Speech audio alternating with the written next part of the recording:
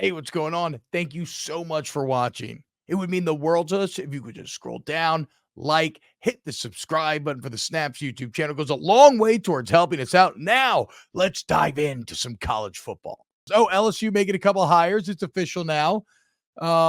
Cortez Hankton and Joe Sloan going to be co-offensive coordinators, nice, with Joe Sloan having the ultimate play calling responsibilities. This is the same setup they used for the bowl game, which went swimmingly. They wanted to keep both of these guys happy. Cortez Hankton has been massive for LSU on a recruiting standpoint and in just receiver production standpoint. Getting him from Georgia was a huge win. I'm sure co-OC comes with a raise. How long does the happiness last before he wants to be the guy? We'll see. But at least for the next year, you're going to have these two guys. So my question to you, Aaron, does this make LSU a playoff team in 24? No, it doesn't change my mind about LSU. The LSU is I wasn't worried about the offense. I think the offense is going to be good next year. I really like Joe Sloan a ton, just my time around him. I really like the pieces that are returning on offense. You have you have the best two tackles in America returning, like the best tandem of tackles. I think you're going to have a Joe Moore award contending offensive line. You're going to have good receivers. You're going to have a great tight end. You're going to have good running backs. I have belief in the quarterback. The offense is going to be great. The offense will be top tier. No doubt about it. Will they be as good as last year? Probably not, but they're going to be really, really good. So like, who's calling the plays doesn't really change my mind about LSU. It's what does the defense look like? Plain and simple. Like, this is great. You stayed in-house. The calls are going to stay the same. The chemistry with the quarterback is going to stay the same. Yeah.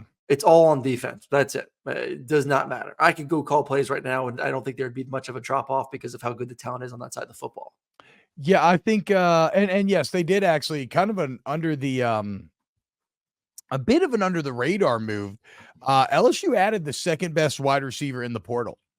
Old boy from Liberty. I'm blanking on his name right now. We talked about him this morning, so I'll pull it up a second. But he was right behind Evan Stewart, right ahead of Isaiah Bond. He's coming off of a 50 catch, 10 touchdown, 1,000-yard season. He's played over 40 games. CJ Daniels. So, yes, the offense should be awesome. Here's the deal, though. LSU did not end up in our top 12 yesterday, and that was not by accident. I am not going to give LSU the benefit of the doubt when they've given me a couple core reasons not to. The first of which is for 2 years in a row, they have come out and looked wholly unprepared week one. Like they didn't even understand, like a just deep lack of understanding of what weapons and pieces you actually had and how to employ them. So I'm not going to trust that until you see a change. And I love the defensive staff additions. Love them. I think it's going to be great over time. But Aaron, you have two defensive tackles on the roster right now. Jacoby and Guillory and Jalen Lee. That's it. Then you're down to true freshmen. I mean, and then what, in spring, you're going to have to go get you get whatever runoff comes there. And you could have returned Mekhi Wingo and Mason Smith, but you failed to. And so, yeah, the defense should get better because the coaching, but they're still limited personnel wise. And the offense will get worse because it has to get worse.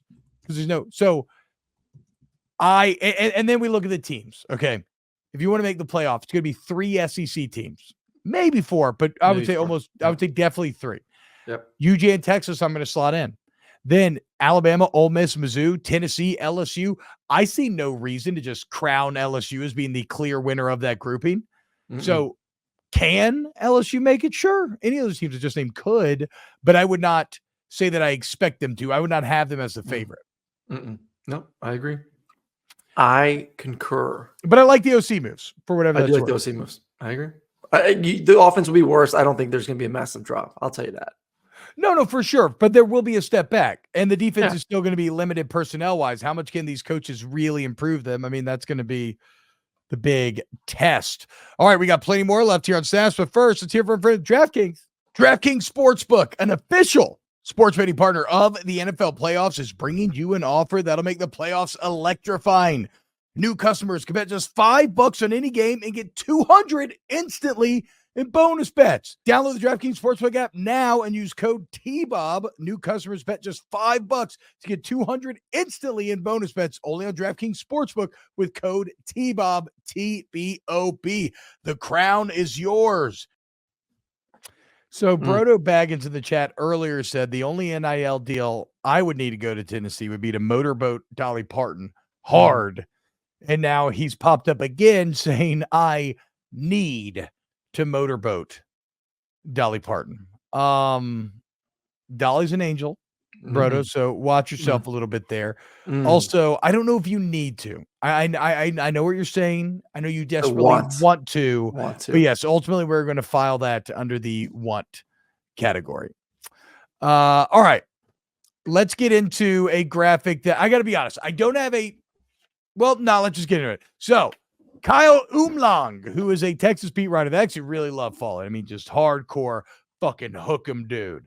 And he tweets out a graphic that I apologize if you, I mean, just looking at it makes your eyes want to bleed. It's the worst formatted graphic I've ever seen in my entire life. What jumps out to you when you just stare at it? Just stare straight. What logo? What jumps out to me is that what logo pops? Well, I'm just asking, like, what logo pops? No, what I'm telling you is my first thing is no logo pops, and I feel like I have to get my eyes checked. Like my eyes are already going bad as fuck, and this made them worse. I don't know, that Michigan M and the Nebraska N definitely popped to me.